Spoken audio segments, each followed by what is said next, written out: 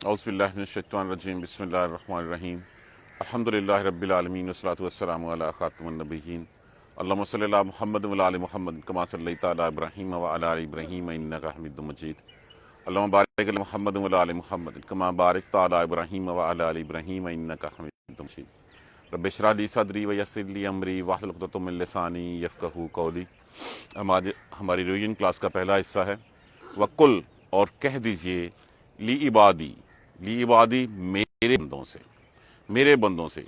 देखिए पहली बात कितनी प्यारी कही गई है, यही हमारी ज़िंदगी का जो है ना वो एक हिस्सा बन जाए ना तो हमारे सारे मसले हल हो जाएं। यक़ूलुल्लती हिय अहसनु, वो आप बात वो करो जो अच्छी हो, पेशेंस के साथ बात करो, दुरुस्त लहजा ना इख्तियार करो, क्योंकि दुरुस्त लहजा में बात करना या गुस्से हो जाना इसका मतलब है कि शैतान ने तुम्हारा रास्ता काट लिया, शैतान ने तुम्हें अपनी तरफ माइल कर लिया है। पर्टिकुलरली किसी टीचर के लिए कि हमेशा अपने आप को जो है वो अच्छे प्लेजेंट मूड में सुन के बात और अच्छी वो बात करे जिसका उसके पास इल्म है, जिसका इल्म नहीं है उस बात से अवॉइड करे, और कभी जो है वो गुस्से में मत जाए। वकुल्ली इबादी, और ये ली इबादी मेरे बंदे कहा गया, वो जो है ना या अय्युहल्लज़ीना आमनू, वो बात तो जाके मदीना मुनव्वरा में जो है वो शुरू की अल्लाह तबारक व तआला ने। उससे पहले मेरे बंदों से कह दीजिए यक़ूलुल्लती हिय अहसनु, बात वो करो जो अच्छी हो, जो एहसन हो। इन्ना शैताना, बेशक शैतान, यनज़गु, वो फसाद डलवाता है। नाज़गुन से जिसका माना होता है फसाद डलवाना, एक दूसरे के दरमियान तनाज़ा खड़ा कर देना। बेशक शैतान तुम्हारे दरमियान फसाद डलवाता है। इन्ना शैताना, बेशक शैतान, काना लिल इंसान, है इंसान के लिए अदुवन मुबीना, खुला खुला दुश्मन है इंसान का। वो तो चाहता है कि इस दुनिया में फसाद फैले, वो तो चाहता है कि मैं ये साबित करके रहूं अल्लाह तबारक व तआला के हाँ कि ये वो है जिसको तूने मुझके ऊपर फजीलत दी थी, ये करता है, तो वो खुला खुला फसाद डलाता है। तो पहली बात ही हीरे जैसी बात, हीरे से भी बढ़ के अल्लाह ती ही आसानो। देखिए सबसे अच्छा इखलाक किसका था? हुजूर सल्लल्लाहु अलैहि वसल्लम का। कभी पढ़ा हमने किसी जगह पे कि हुजूर सल्लल्लाहु अलैहि वसल्लम भी कभी जो है वो थोड़ा से तुर्श हुए या कोई हुआ? नहीं, कहीं हमने नहीं देखा, क्योंकि इखलाक हुजूर सल्लल्लाहु अलैहि वसल्लम का क्या लफ्ज़ क्या था इस्तेमाल किया कि उन खुलक सीखना है किसी ने तो हुजूर सल्लल्लाहु अलैहि वसल्लम से सीख लो। अगर देखिए जो शख्स मीठे लहजे में बात करता है, नरम ज़ुबान में बात करता है, ज़माना भी उसकी कदर करता है। तो अल्लाह तबारक कहता है कि हमेशा जो है वो एहसन तरीके से करो। शैतान है जो तुम्हारे दरमियान आके खड़ा होता है, शैतान है जो तुम्हें जो है वो दूसरी राहों पे लगा देता है, उन बातों की तरफ डाल देता है जो बातें कुरान और सुन्नत के मुनाफी हैं, जो अल्लाह और उसके रसूल के मुनाफी हैं। तो जब तुम दूसरी बातें करोगे, ऊंचे लहजे में बात करोगे, गुस्से में बात करोगे, तो अल्टीमेटली रिएक्ट करेंगे लोग। इसीलिए कहा गया था कि दूसरों के खुदाओं को बुरा ना कहो, नहीं तो वो तुम्हारे खुदाओं को भी बुरा कहेंगे, तुम्हारे खुदा को भी बुरा कहेंगे। बेशक शैतान इंसान का खुला दुश्मन है। रब्बुकुम, परवरदिगार तुम्हारा, आलम बिकुम, तुमसे खूब वाकिफ है, उसको पता है तुम्हारा। इन यशा यरहमकुम, वो जानता है, वो इन यशा, अगर वो चाहे वो रहम फरमा दे तुम पे, और इन यशा युअज़्ज़िबकुम, और अगर वो चाहे तो अजाब दे दे तुम्हें। उसको तुम्हारे अंदर का पता है, तुम किस तरफ जा रहे हो। बज़ाहिर तुम्हारा रूट कोई और है, लेकिन अंदर क्या है तुम्हारा। जिस वक्त मुशरिकीन मक्का जो है वो कहा करते थे कि बुलाएं अजाब दिलवा दें, यहाँ पे सबके ऊपर जो है वो अजाब का कोड़ा बरसा दें, या ये कि मौजज़ा दिखा दें, तो फरमाया गया था कि मौजज़ा दिखा दिया तो फिर इसके बाद अगर ये ईमान ना लाए तो इनके साथ ये होगा। और या दूसरी ऑप्शन हुजूर सल्लल्लाहु अलैहि वसल्लम को दी थी कि अल्लाह तबारक व तआला इनको शायद हदायत दे दे, तो आपने दूसरा रास्ता पसंद किया। अब अगर अल्लाह तबारक व तआला उस वक्त इंसान से वाकिफ ना होता कि खालिद बिन वलीद ने आगे जाके क्या बनना है रजी अल्लाह तआला अन्हु ने, उमर फारूक रजी अल्लाह तआला अन्हु का क्या रोल होगा, तो उस वक्त गुनाह पे पकड़ने के लिए उस वक्त सब कुछ वैसे ही कर देता। तेरा अल्लाह तुझे खूब जानता है, वो जिस पे चाहे, अगर वो चाहे तो तुम्हारे ऊपर रहम फरमा दे, और अगर वो चाहे तो तुम्हारे ऊपर अजाब दे दे। हमार सल्ला का इल्ला वकीला अलैहिम वकीला, और नहीं भेजा हमने आपको उनके ऊपर कोई दरोगा बना के। आप परेशान ना हो, आप छोड़ दें इन लोगों को, ये लोग जो कहते हैं करते रहें। आपका काम एक मुबल्लिग का काम है, आपके ज़िम्मे जो पैगाम लगाया गया कि पैगाम पहुंचा दो, वो पैगाम आपने पहुंचा दिया। लस्ता अलैहिम बिमुसैतिर, आप इनके ऊपर दरोगा नहीं है, आप कोई वकील नहीं है इनके, आपने पैगाम पहुंचा दिया, आपने अपना फर्ज पूरा कर दिया, इसके बाद आप छोड़ दीजिए। वरब्बुका आलमु, और बेशक परवरदिगार आपका आलमु, खूब जानता है, बिमन फिस समावाति वल अर्ज़, जो कुछ है आसमानों में और जमीनों में, हर चीज का उसको पता है। وَلَقَدْ فَضَّلْنَا، اور بلا شبہ تحقیق فضیلت دی ہم نے بعض النبیین علی بعض، بعض نبیوں کو دوسرے نبیوں کے اوپر، وَآتَيْنَا دَاوُدَ زَبُورًا، اور دی ہم نے زبور کو داؤد کو زبور۔ اب دیکھیے یہاں پہ ایک بات کہہ دی گئی، ایک تو یہ کہ ہر چیز سے اللہ واقف ہے، وہ جانتا ہے جو کچھ بھی آسمانوں میں ہے اور جو کچھ بھی زمین میں ہے۔ اللہ کے اس صفت کو کوئی چیلنج کر سکتا ہے؟ بولا نہیں، کچھ بھی کر سکتا۔ اور اللہ نے یہ جو اللہ، دیکھیے یہ بات سورہ بنی اسرائیل میں تذکرہ کب ہو رہا ہے؟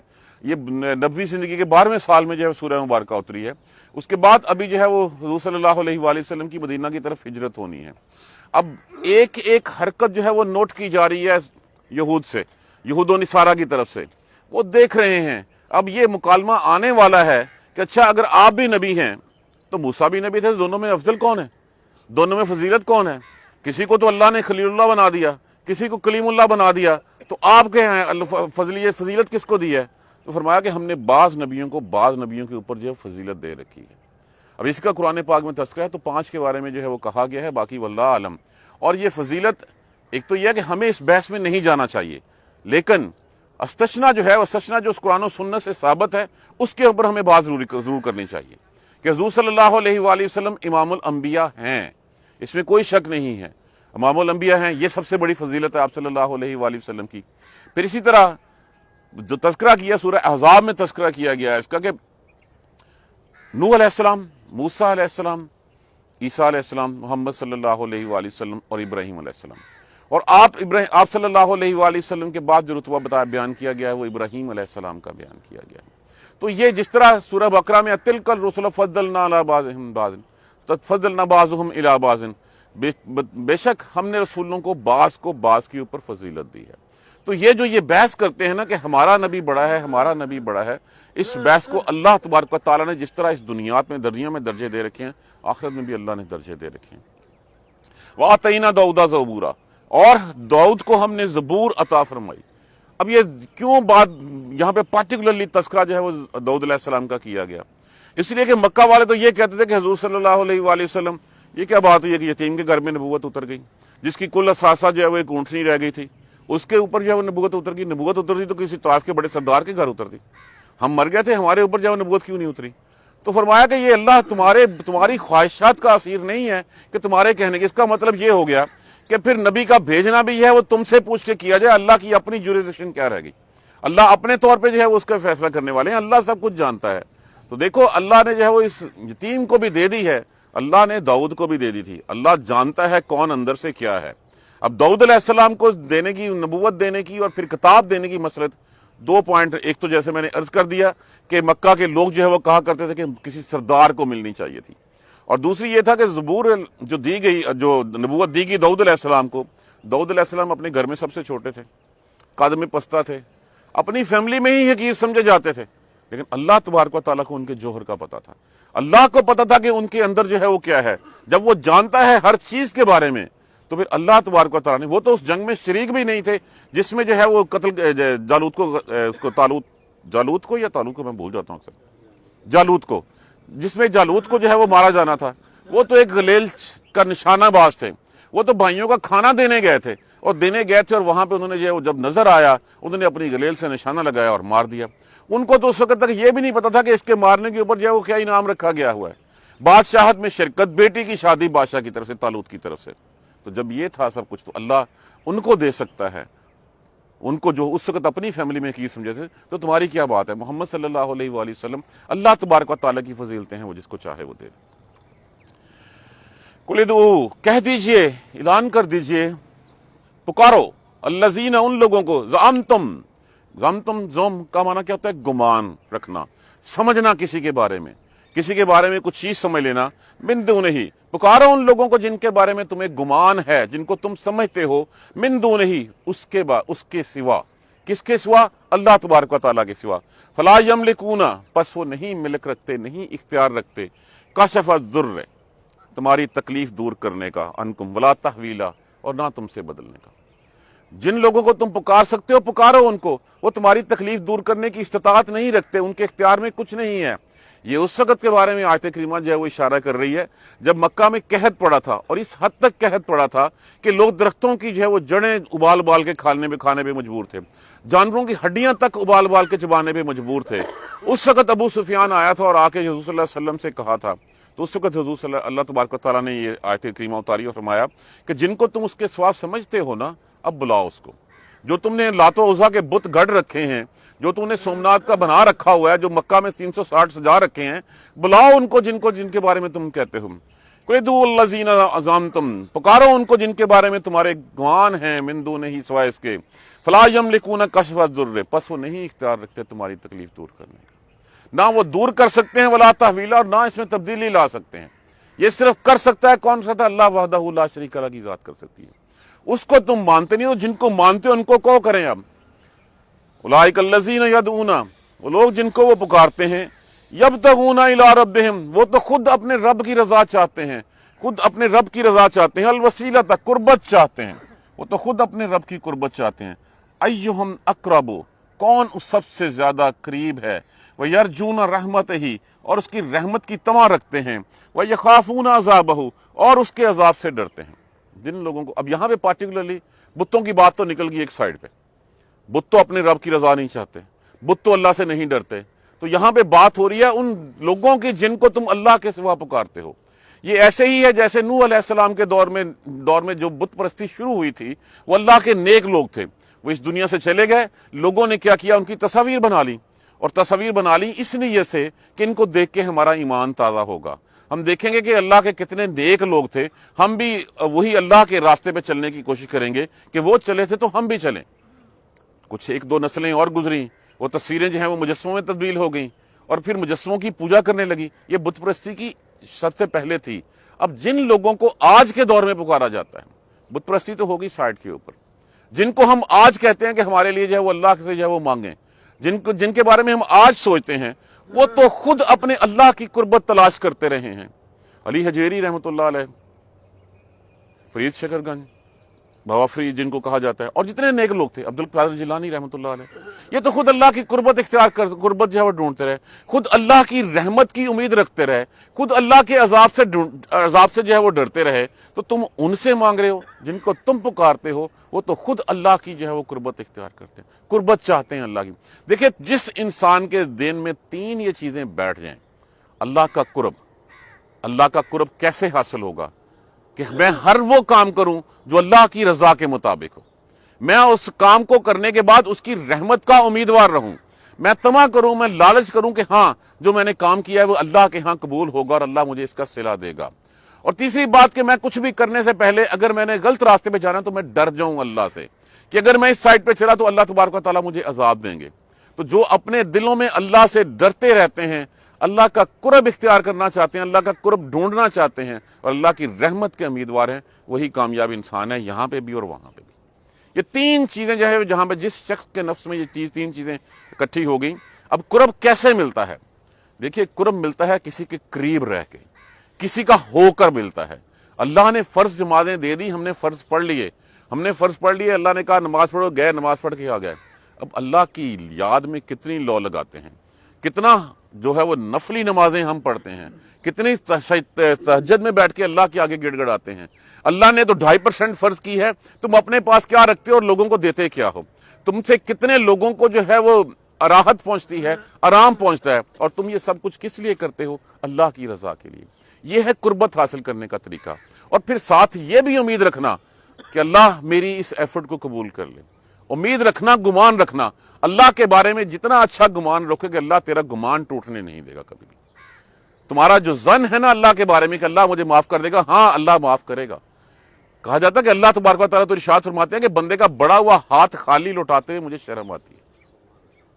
تب اتنا گمان رکھیں گے تو تبھی، اور پھر گمان کے ساتھ ہم اپنا راستہ بھی سیدھا کریں۔ جن راہوں پہ چلنے سے ہمیں اللہ اور اس کے رسول نے منع فرما دیا ہے، ہم ان سے رک جائیں، ہم ڈر جائیں اس کے اوپر کہ اگر ہم چلے تو ہمیں جو ہے وہ کل کو سزا ہوگی۔ یہ چیزیں اگر ہمارے اندر بیٹھ جائیں تو پھر اللہ کا قرب حاصل کرنا آسان ہے۔ وہی چیزیں، ایک اس کی رحمت کی طرف، ایک اس کے عذاب سے ڈرنا، اور ایک اس کے نزدیک جانا۔ ان عذابک، بے شک عذاب، ان عذاب ربک، بے شک تیرے پروردگار کا عذاب کان محذورا ہے ہی ڈرا دینے والی چیز. وہ ڈرا دینے والی چیز جو ہے وہ آگے تذکرہ آئے گا کہ اس درخت کے بارے میں یہ یہاں پہ شجرۃ الملعونہ، تو اللہ کا عذاب ہے ہی ڈرا دینے والی چیز.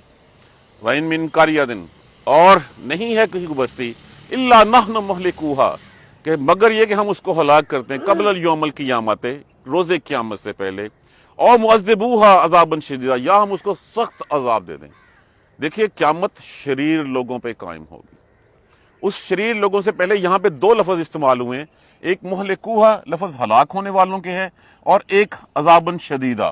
اب ہلاک ہونے والے تو وہ تمام لوگ جو اللہ کے نیک لوگ تھے، اللہ تبارک و تعالیٰ نے ان کو جو ہے وہ موت دے دی اور وہ اس دنیا سے چلے گئے. جتنے بھی ہیں فنا تو ہر کسی نے ہونا ہے. جو طبعی موت مرے اور اس کے بعد دنیا سے چلے گئے، اللہ تبارک و تعالیٰ ان کو اٹھا کے لے گیا. اور اس کے بعد جو باقی شریر لوگ ہیں ان کے اوپر اگر چاہے تو اللہ جو ہے وہ عذاب دیتا ہے، اور عذاب بھی بڑا شدید. اور یہ قیامت آئے گی بھی ان شریر لوگوں پہ جب اسلام کا نام اٹھ جائے گا. تو اللہ اس سے پہلے کوئی بھی بستی ایسی نہیں ہے کہ قیامت سے پہلے اس کو جہاں پہ اس کا حساب کچھ نہ کچھ اس کو کر دیا جائے گا. جو لوگ اللہ کے نیک لوگ ہوں گے ان کو جو ہے وہ طبعی موت سے نوازا جائے گا اور وہ چلے جائیں گے اس دنیا سے. اور جو دوسرے ہیں ان کے اوپر عذاب کا کوڑا برسے گا. اور عذاب کا کوڑا برستے ہوئے ہمیں کیا سمجھ نہیں آتی، یہ کرونا عذاب تھا، یہ سیلاب عذاب ہوتے ہیں، یہ زلزلے عذاب ہوتے ہیں، جتنا بھی کچھ ہمیں پیش آتا ہے وہ ہمارے اپنے گناہوں کی وجہ سے ہمارے ساتھ جو ہے وہ ہوتا ہے. تو اللہ تبارک و تعالیٰ تو چاہتے ہیں کہ میں اس بندے کو اس دنیا سے ہی پاک صاف کر کے لے کے جاؤں، کہ بندے کو جب مسلمان کو کانٹا بھی چبھتا ہے تو اس کا صلہ اللہ کے ہاں لکھا جاتا ہے اس کے بعد. تو کوئی بستی ایسی نہیں ہے مگر یہ کہ ہم اس کو ہلاک کر دیں گے روز قیامت سے پہلے، یا اس کو شدید عذاب دے دیں گے. کان ذالک فی الکتاب مستورا، اور یہ کتاب میں لکھا ہوا ہے، یہ لوح محفوظ میں لکھی ہوئی ہے بات. جس وقت قلم کو پیدا فرمایا اللہ تبارک و تعالیٰ نے تو فرمایا لکھ. پوچھا کیا لکھوں؟ انہوں نے کہا جو آج کے بعد ہونے والا ہے وہ سب کچھ لکھ دے. تو یہ تو سب کچھ اس وقت لکھا جا چکا ہے، سکرپٹ لکھا گیا ہے، ہم اس سکرپٹ کے مطابق جو ہے وہ اس وقت جو ہے وہ عمل کر رہے ہیں. تو یہ لکھا ہوا ہے. وما منعنا ان نرسل بالآیات، اور ہمیں نہیں منع کیا یہ کہ ہم اپنی نشانیاں اتاریں. اب نشانیاں کیا ہے؟ حضور صلی اللہ علیہ وسلم سے کہا جاتا اس وقت کہ اچھا ایک تو نبی ایسا تھا جس ہوا کے اوپر قدرت تھی، ایک نبی ایسا تھا جو مردوں کو زندہ کر دیتا تھا، جو نابینا کو بینا کر دیتا تھا. تو یہ ساری یہ ہے وہ نشانیاں تھیں. آپ کیا لے کے آئے ہیں؟ آپ نشانیاں کیا لے کے آئے ہیں؟ آپ ایسے کریں ہم آپ کو تب نبی مانیں گے جب اس پہاڑ کو، یہ صفا پہاڑ ہے چونکہ صفا 7 ہے وہیں پہ، تو صفا پہاڑ ہے اس کو سونے کا کر دیں. یا اگر مکہ کی جغرافیائی حالت آپ کے سامنے ہو تو ایک پیالہ ہے، چاروں طرف پہاڑ ہی پہاڑ ہیں، یا ان پہاڑوں کو دائیں بائیں کر دیں، یہاں کے جہاں پہ ہم بھی میدان ہو، کھیتی باڑی ہم کرتے رہیں، کاشتکاری کرتے رہیں، اور کچھ تو معجزہ دکھائیں تاکہ ہم آپ کو نبی مان لیں. یہ بات تھی. اب حضور صلی اللہ علیہ وآلہ وسلم کے دل میں بھی آتی تھی میں سچا نبی ہوں، میں برحق ہوں، اللہ کا پیغام، اللہ کا فرشتہ مجھے اوپر اترتا ہے. تو آپ دل میں سوچتے اس بات کو. جب سوچتے تو جبرائیل علیہ السلام آئے اور آگے کہا اللہ تبارک و تعالیٰ نے آپ کی بات سن لی. اگر آپ چاہتے ہیں تو اللہ تبارک و تعالیٰ بھی اس کو جو ہے وہ رات سے پہلے جو ہے وہ صبح ہونے سے پہلے اس پہاڑ کو سونے کا کر دے گا. اللہ کے لیے یہ کوئی کام مشکل نہیں ہے. لیکن اس کے بعد بھی اگر یہ لوگ ایمان نہ لائے تو پھر ان کے ساتھ وہ ہوگا جو اس سے پہلے کسی کے ساتھ نہیں ہوا. اور دوسری آپشن یہ ہے کہ ہو سکتا ہے کہ اللہ ان میں سے کچھ کو ہدایت دے دے. تو آپ صلی اللہ علیہ وآلہ وسلم نے دوسرا راستہ جو ہے وہ اختیار فرمایا. دوسرا راستہ اختیار فرمانے سے ہی تبھی پھر عمر فاروق بھی وہیں سے نکلے رضی اللہ تعالیٰ عنہ، تبھی جو ہے وہ پھر خالد بن ولید بھی نکلے ہیں. جیسے میں نے کل اکرمہ بن ابو جہل کا کہا تھا کہ اکرمہ بن ابو جہل فتح مکہ کے اوپر ہی بھاگ گیا تھا، اور بعد میں آ کے جو ہے وہ جب طوفان سے بچ کے نکلا ہے، واپس آیا، اسلام قبول کیا اور اسلام کا بڑا پہلوان ثابت ہوا بعد میں. تو کسی بھی بستی ہم نہیں بیچتے نشانیاں اس کو. کس وجہ سے؟ الا ان کذب بها الاولون، کہ اس سے پہلے کے لوگ جھٹلاتے رہے ہیں ان کو. جیسے نشانی بھیجی یہ پہلی دفعہ نہیں ہوا کہ یہ لوگ آپ سے کوئی معجزہ مانگ رہے ہیں. ہمارے ہاں آج بھی کسی کو ولی اللہ ماننے سے پہلے ہم کہتے ہیں پہلے تو دکھاتے کو کرامت کی ہے، معجزہ کیا ہے. اس کی شخصیت، اس کا اخلاص، اس کا جو ہے وہ صالح ہونا، اس کا قرآن و سنت کے تابع ہونا ہمارے نزدیک کوئی میٹر ہی نہیں کرتا. ہم تو یہ کہتے ہیں کہ نہیں پہلے دکھا تیرے پاس کرامت کون سی ہے. تو یہ بھی ہمیں نہیں روکا کسی چیز نے سوائے اس بات کے کہ آپ ان سے پہلے بھی لوگ یہ نشانیاں مانگتے تھے اور ہم نشانیاں دیتے تھے تو یہ جھٹلا دیتے تھے. اب یہاں پہ ہلکا سا تذکرہ کر دیا کہ جھٹلانے والے کون تھے. وَآتَيْنَا ثَمُودَ النَّاقَةَ مُبْصِرَةً، اور عطا کی ہم نے سمودیوں کو اونٹنی مبصرۃ واضح روشن فظلموا بہا، وہاں پہ بھی ایسے ہی تھا کہ مجلس جمی ہوئی تھی اس وقت صالح علیہ السلام کے پاس. لوگوں نے کہا اچھا دکھائیں جی معجزہ دکھائیں. تو کیا معجزہ ہے؟ اس پہاڑ میں سے ایک اونٹنی نکالیں جو 10 ماہ کی گابن ہو. اللہ سے دعا کی، پوچھا بعد میں ایمان لے ہوگے؟ وعدہ کر لیا ہم ایمان لے آئیں گے. اللہ نے اس سے چٹان پھٹی، اس میں سے اونٹنی برآمد ہوئی اور فرما دیا کہ اس کو کچھ نہ کہنا، یہ اللہ کی نشانیوں میں سے ایک نشانی ہے. لیکن فظلموا بہا، اس کے ساتھ ظلم کیا. کیا ظلم کیا؟ اس کی کونچیں کاٹ دی، اس کے بعد اس کو ہلاک کر دیا. اس لیے کہ یہ ہمارا پانی پی جاتی ہے، ہمارا پانی پی جاتی ہے، ہماری فصلوں کے لیے اور ہمارے جانوروں کے لیے پانی کم پڑ جاتا ہے کیونکہ باری لگا دی گئی تھی کہ ایک دن وہ پیے گی ایک دن وہ پیئیں گے. تو یہ ہمارا پانی بھی، یہ بہانہ بنا کے اس اونٹنی کو یہ نہیں سوچا کہ یہ اللہ کی طرف سے جو ہے وہ نشانی تمہارے کہنے کے اوپر مانگی گئی تھی. تم ایمان بھی نہیں لائے اور پھر تم نے اس اونٹنی کے ساتھ بھی ظلم کیا. فظلموا بہا، پس ظلم کیا اس کے ساتھ. وما نرسل بالآیات، اور نہیں بھیجتے ہم نشانیوں کو الا تخویفا، مگر صرف ڈراوے کے لیے. صرف ڈرانے کے لیے ہم اپنی نشانیاں بھیجتے ہیں. کیا یہ کرونا ڈرانے کے لیے نہیں آیا ہمیں؟ کیا یہ ہمیں ہماری آخرت یاد نہیں کروانے آیا کہ ہم ایک ایسے عذاب میں جکڑ دیے گئے ہیں جو ہمیں نظر بھی نہیں آ رہا کہ وہ ہے کیا؟ اس حد تک کہ ہم ایک دوسرے سے ہاتھ ملانے، ایک دوسرے کے ساتھ بیٹھنے سے گئے گزرے ہیں. یہ عذاب کی شکل نہیں ہے تو کیا ہے؟ کیا اس عذاب سے کچھ ہم نے سیکھا؟ جس وقت تک جو ہے وہ رہا کرونا، اب دوبارہ جو ہے وہ سر اٹھا رہا ہے، اس وقت تک تو ایک وحدہ لا شریک اللہ بچا لے ہمیں. سب دربار، سب درگاہیں، ہر چیز ہم نے بند کر دی. ادھر سے کرونا ختم ہوا، سب سے پہلے ہم نے پھر وہی اسی لائن پہ جو ہے وہ چڑھ پڑے.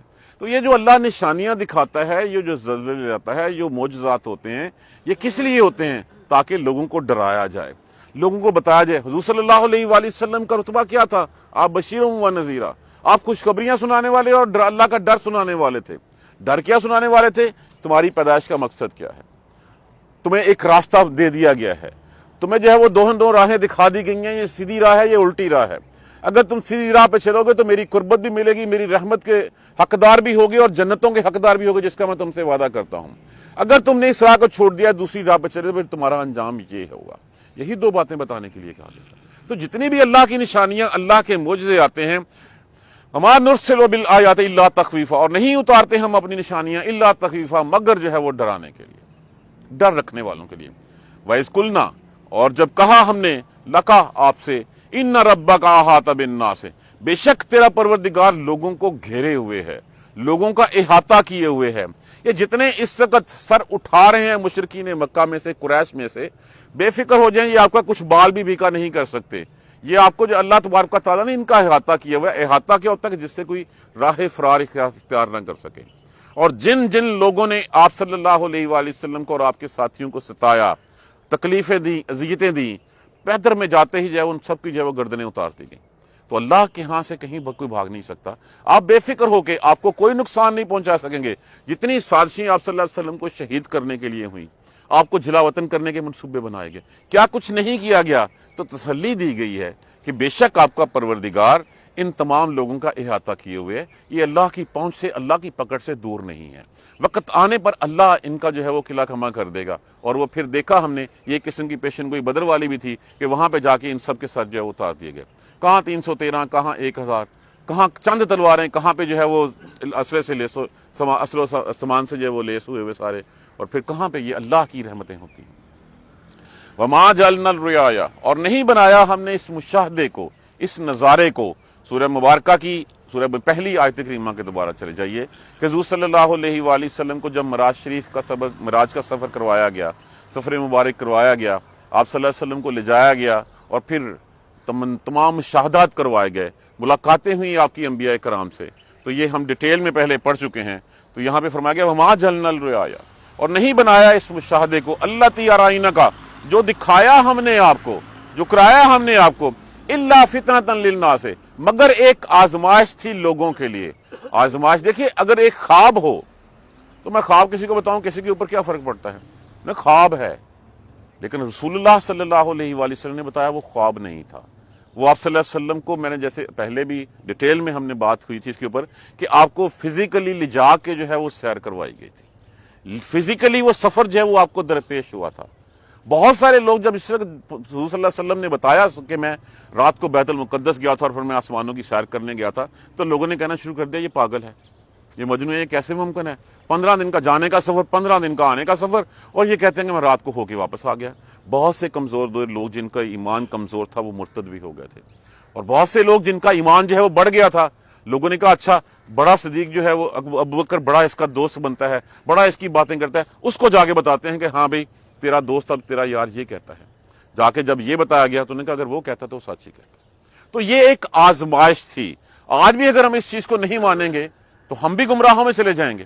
جب اللہ کے رسول نے فرما دیا، قرآن میں اتر آیا، تو یہ ایک آزمائش تھی، الا فتنۃ للناس، مگر یہ ایک آزمائش تھی لوگوں کے لیے۔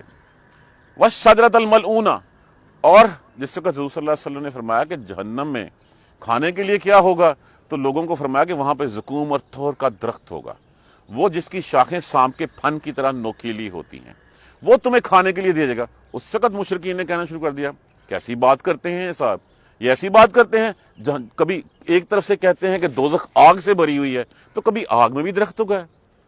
اچھا زقوم کی بات کرتے ہیں، وہ ابو جہل ملعون جو ہے وہ کہتا ہے اچھا اپنی باندی کو لاؤ کھجور اور مکھن لاؤ، زقوم بناؤ، زقوم بنا کے اس کا مکسچر بناؤ اور میں کھا لیتا ہوں۔ اگر محمد اس بات سے ڈراتے ہیں صلی اللہ علیہ وسلم تو ٹھیک ہے، یہ ہم اب بھی کھا رہے ہیں، وہ اب بعد میں بھی کھا لیں گے۔ تو یہ اس درخت کے بارے میں جو ہے وہ بات کی گئی ہے کہ جس وقت وہ کھانے کے لیے مانگیں گے اس وقت تھور اور وہ تھور کا زقوم کا درخت ان کو کھانے کو ملے گا، اور جب کھا کے اس وقت پیاس لگے گی تو پھر اس پیاس کے مداوے کے لیے ان کو پیپ اور خون جو ہے وہ پلایا جائے گا۔ تو یہ اس درخت کے بارے میں، تو یہ جو محمد کے بارے میں باتیں کرتے ہیں، یہ آزمائش تھی، یہ آپ کا مشاہدہ کروانا بھی لوگوں کے لیے آزمائش تھی، اور اس درخت کا بھی والشجرۃ الملعونہ فی القرآن، اور وہ درخت جس کے بارے جس میں قرآن میں جس کے بارے میں جس کے اوپر لعنت فرمائی، وہ لعنت زدہ درخت جس کے قرآن میں ذکر کیے گئے، قرآن میں اس کے اوپر لعنت کی۔ تو یہ سب کچھ ایک آزمائش کے طور پہ تھا۔ دیکھیں ایمان ہمیشہ بالغیب ہی ہوتا ہے۔ اگر ہم کہیں دیکھ کے ایمان لانا تو پھر دیکھ کے ایمان لانا کیا ہوا؟ فرعون نے بھی دیکھ کے ایمان لانا چاہا تھا، اس وقت بھی اس نے دیکھ لیا کہ مسلمانوں کے لیے تو اس دریا میں جو ہے وہ ایک سیف پیسج بن گیا، نیچے سے خشک زمین نکل آئی، اور جب اپنی باری آئی تو اللہ نے اس کو اوپر پلٹا دیا۔ کیا ہم نے اللہ کو دیکھا؟ نہیں دیکھا۔ کیا ہم نے فرشتوں کو دیکھا؟ نہیں دیکھا۔ کیا جنت دوزخ دیکھی؟ نہیں دیکھی۔ تو یہی انہی باتوں پہ ایمان لانا ہی ایمان بالغیب ہی ہے۔ اگر ہم نہیں مانیں گے، اسی طرح ہمیں کہا گیا کہ معراج شریف کا سفر ہوا، صدیق اکبر نے کہا ہاں محمد کہتے ہیں صلی اللہ علیہ وسلم تو سچ ہے، تو اگر وہ ہے تو بس سچ ہے، اس کے لیے کوئی سیکنڈ تھاٹ نہیں ہے ہمارے پاس، جو کچھ ہے وہ غیب سے ہم نے ماننا ہے۔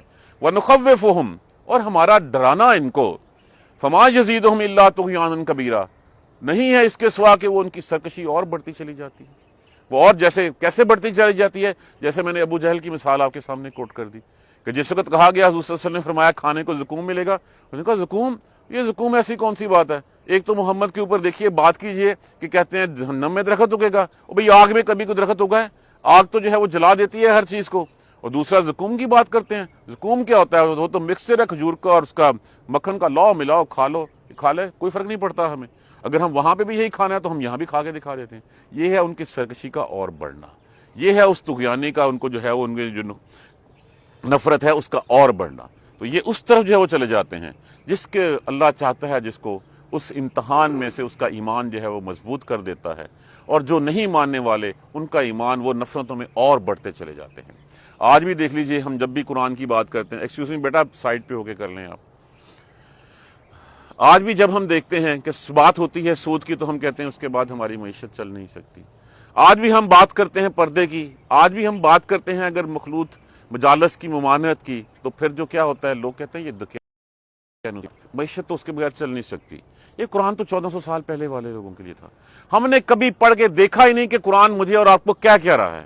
ہم نے قرآن کو ایک اصال ثواب اور حصول ثواب کے علاوہ صرف ثواب کی غرض سے گھر میں رکھ چھوڑا ہے، اس کے علاوہ ہم اسے کوئی کام نہیں لیتے۔ یہ تو راہ ہدایت ہے، یہ تو ہمیں زندگی گزارنے کا سلیقہ بتاتا ہے۔ جب اللہ نے ہمیں پیدا کیا ہے تو پیدا کرنے کے بعد اللہ نے بتا دیا کہ تم نے زندگی کیسے گزارنی ہے، اور یہ گزارنی کس طرح ہے، ہر چیز اس میں لکھی ہے، کوئی پہلو ایسا نہیں ہے جو اس میں ڈسکس نہیں کیا گیا۔ لیکن ہم نے تو اس سے صرف ثواب کا کام لیتے ہیں۔ ہم کہتے ہیں ہم نے اگر اس کو پڑھ لیا تو ہم گمراہ ہو جائیں گے۔ اور بھائیو تب تک ہم اس کو پڑھیں گے نہیں، دنیاوی امتحان دینے کے لیے ہم 6 آتھرز کی کتابیں سامنے رکھ کے پھر جو ہے اس میں نکالتے ہیں اور ایگزام میں جو اپیئر ہوتے ہیں۔ اور ٹھیک ہے سب کو پڑھو، اس کا ترجمہ کرنا خود سیکھو، جب تک ہم سیکھیں گے نہیں، سب کو پڑھیں گے نہیں، ہمیں کیسے پتا چلے گا کون ٹھیک ہے کون غلط ہے؟ اپنے تئیں ہمیں مولوی نے کہہ دیا فلاں ٹھیک ہے تو اس کے پیچھے نہیں چلنا، اس کے پیچھے چلنا ہے، فلاں غلط ہے اس کے پیچھے نہیں چلنا۔ اب ہو سکتا ہے وہ ٹھیک ہوں وہ غلط ہوں، فیصلہ کون کرے گا؟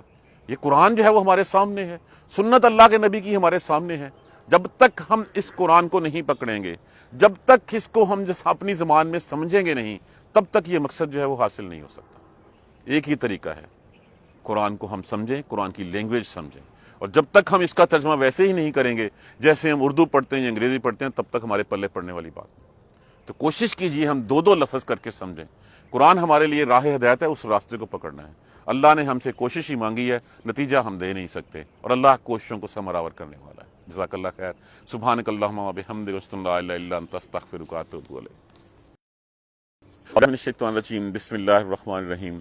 الحمد للہ رب العالمین، الحمد للہ رب العالمین، الحمد للہ رب العالمین۔ اللہم صلی علی محمد و علی آل محمد کما صلیت علی ابراہیم و علی آل ابراہیم انک حمید مجید۔ اللہم بارک علی محمد و علی آل محمد کما بارکت علی ابراہیم و علی آل ابراہیم انک حمید مجید۔ ربنا لا تؤاخذنا ان نسینا او اخطانا، ربنا ولا تحمل علینا اصرا کما حملته علی الذین من قبلنا، ربنا ولا تحملنا ما لا طاقة لنا به واعف عنا واغفر لنا وارحمنا انت مولانا فانصرنا على القوم الكافرين۔ ربنا لا تزغ قلوبنا بعد إذ هديتنا وهب لنا من لدنك رحمة إنك أنت الوهاب، رب اغفر وارحم وأنت خير الراحمين۔ یا رب ارحمهما كما ربياني صغيرا، یا رب ارحمهما كما ربياني صغيرا، یا رب ارحمهما كما ربياني صغيرا۔ اللهم اغفر لنا وارحمنا، اللهم اغفر لنا وارحمنا، اللهم اغفر لنا وارحمنا، اللهم اهدنا الصراط المستقيم، اللهم اهدنا الصراط المستقيم، اللهم اهدنا الصراط المستقيم۔ ربنا تقبل منا انك انت السميع العليم وتب علينا انك انت التواب الرحيم۔ الحمد لله رب العالمين، آمين یا رب۔